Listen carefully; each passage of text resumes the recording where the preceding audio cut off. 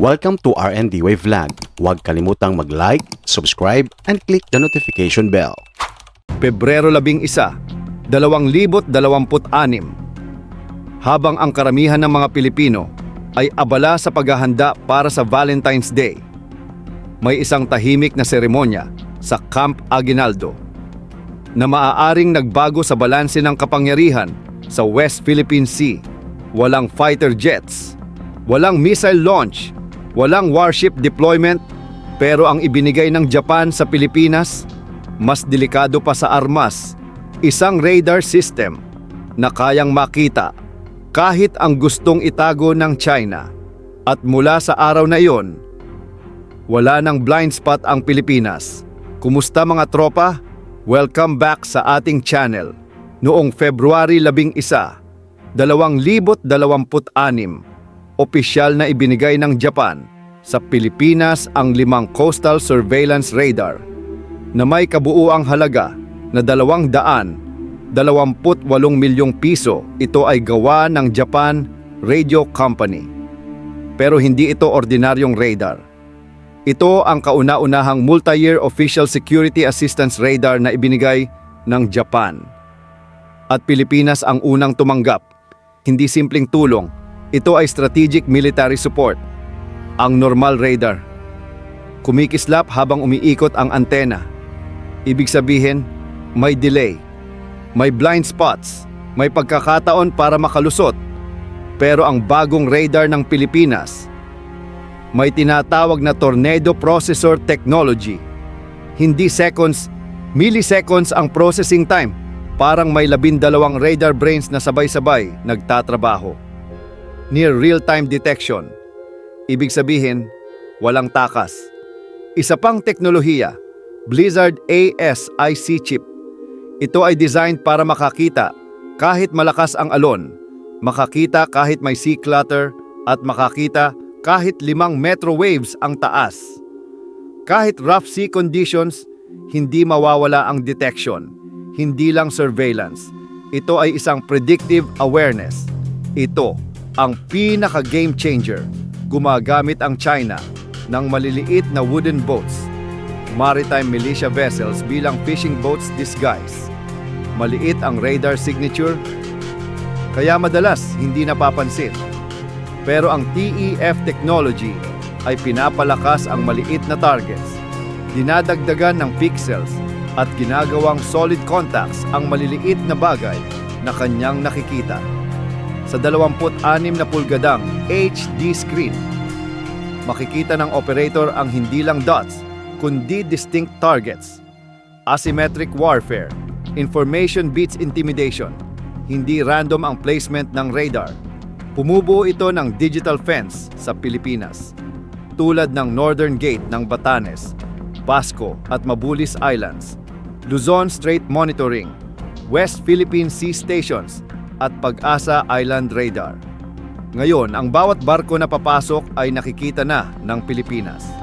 Ang lahat ng radar ay nakakonekta sa Wallace Air Station sa may La Union. Nandito rin ang JFPS-3ME Air Surveillance Radar ng Japan. Ito ang central brain ng system.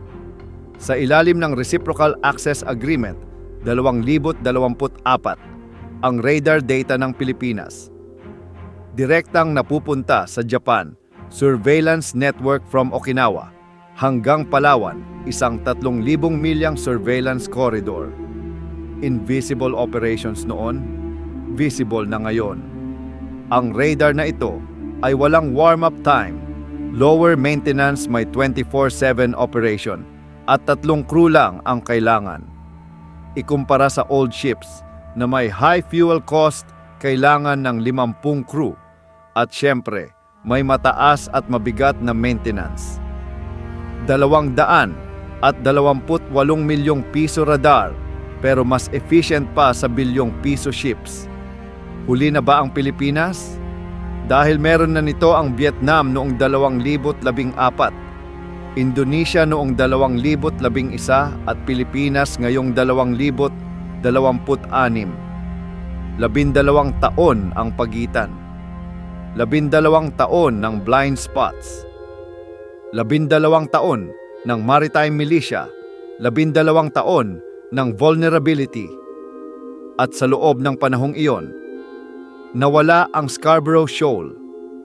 Narito ang pagkakaiba: ang China may 2 bilyong piso Coast Guard cutter. Samantala ang Pilipinas mayroon lang 228 milyong piso na radar. Pero information beats intimidation. Mas mahalaga ang awareness, detection, at higit sa lahat, early warning. Walang missile launch, walang naval battle. Pero sa tahimik na seremonya noong February 11, nagbago ang laro. Ang Pilipinas, hindi na bulag. Ang China, hindi na invisible. At sa bagong radar network, mas malinaw na ngayon. Lumalakas ang depensa ng Pilipinas. Hindi sa ingay, kundi sa teknolohiya. Hindi may isang bagsakan ang pagpapalakas ng Pilipinas.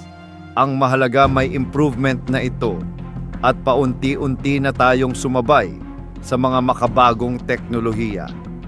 Kung hindi lang sana inuna ng mga buwaya na busugin ang kanilang bulsa, sanay na tugunan na agad ang mga mas mahalagang bagay para sa pambansang depensa.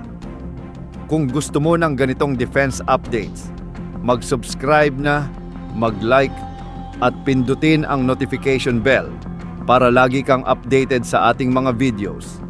Dahil dito, pinapaliwanag natin kung paano lumalakas ang Pilipinas sa tahimik na paraan. Mega shoutout sa lahat ng ating top commenters, old and new subscribers sa patuloy na panunood at suporta. Maraming salamat po and see you on the next video. Ciao!